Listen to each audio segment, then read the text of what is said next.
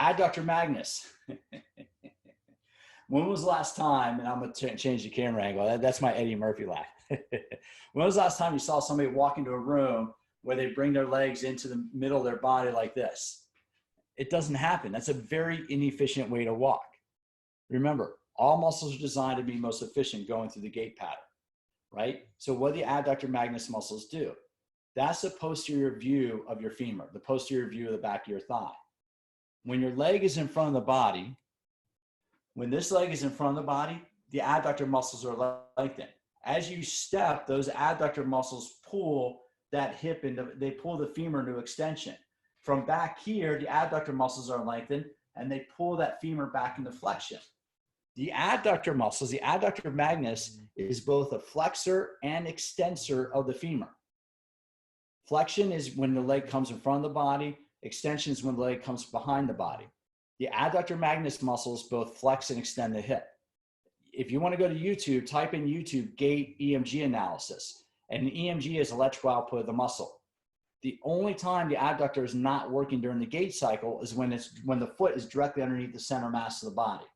Otherwise, when that leg is behind the body or the leg is in front of the body, the adductor muscles are being lengthened. So if you really want, if you go into the chapter of the book, Dynamic Anatomy, I show you the hip hinge, I show you single leg lunge patterns. Those are the most efficient ways to train the adductor magnus, the inner thigh muscles.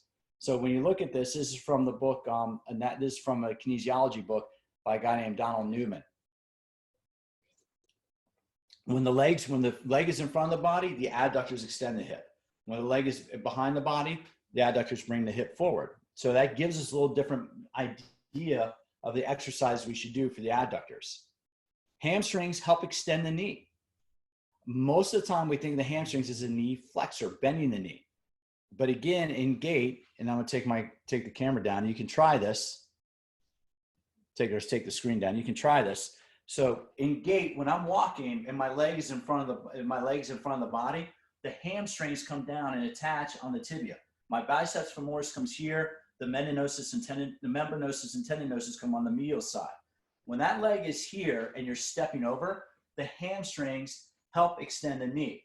Now during gait, when that leg is swinging forward, the hamstrings are most active in the gait cycle right before the heel hits the ground. So the hamstrings in gait are active here to decelerate knee flexion and here to pull that knee into extension. Yet how do we train the hamstrings a lot? A lot of times we'll do this with the hamstrings, right? We make that hamstring very strong. If we isolate the hamstring, we're not using the hip. The hamstring crosses both the hip and the knee.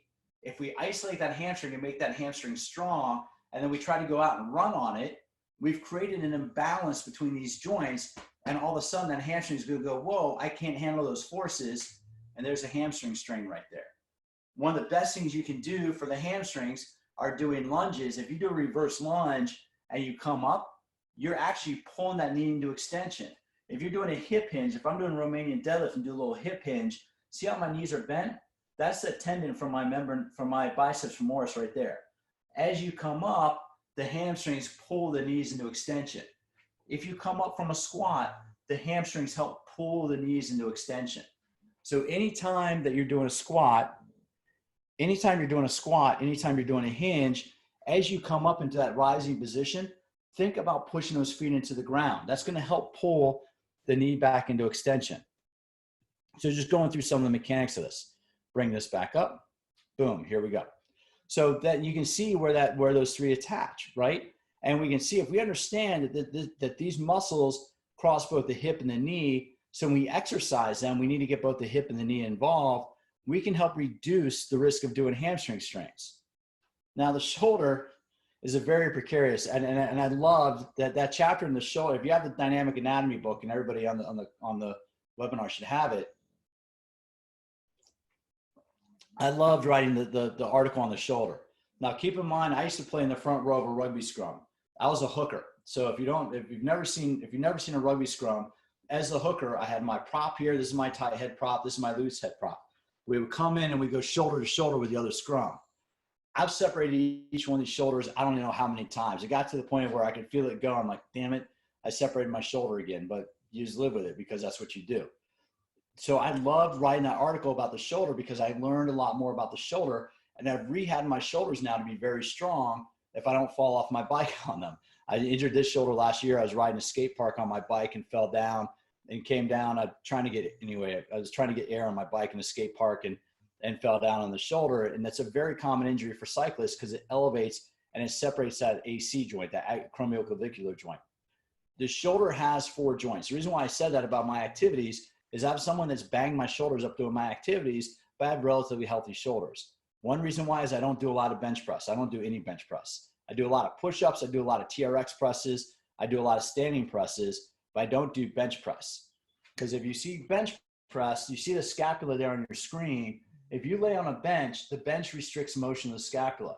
If you're trying to push a heavy load while the scapula is impinged by the bench, that could create an imbalance of forces and just lead to shoulder injuries. So with as many injuries as I've had in my shoulders, I've taken bench presses out of my programs. Plus, for a lot of people my age, we're not testing for the NFL. We don't need to do 225, 30 times. It's not. It places much more stress on the shoulder than it's worth. If you want to make your chest really strong, push-ups. If you want to make your whole body strong, core and chest, standing cable presses. That might be hard if we can't access cable machines right now, but trust me, a standing cable press here, we're using all the core muscles as well as using the chest muscles.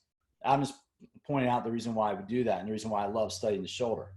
But when we look at this, here's a little trivia question, or here's a little trivia for you. The scapula has 17 muscles attached to it. There's 17 muscles that attach to the scapula. The scapula is a bone that doesn't really have any bony attachments on the body. The scapula kind of floats on the rib cage. It kind of floats on the rib cage. If you want to find the attachment point, this is our actual skeleton here. If you put your finger right here, this is your collarbone, and you do this, that's where your scapula attaches to the body, right? Because the scapula attaches to this is the acromioclavicular joint. This is your collarbone, is your clavicle. So if you put your finger here and you elevate your shoulder up and down, you can feel that's your sternoclavicular joint. This is your sternum. That's your clavicle. That's your sternoclavicular joint. This is your acromioclavicular joint. This is your humerus. The cup of the scapula is a glenoid fossa.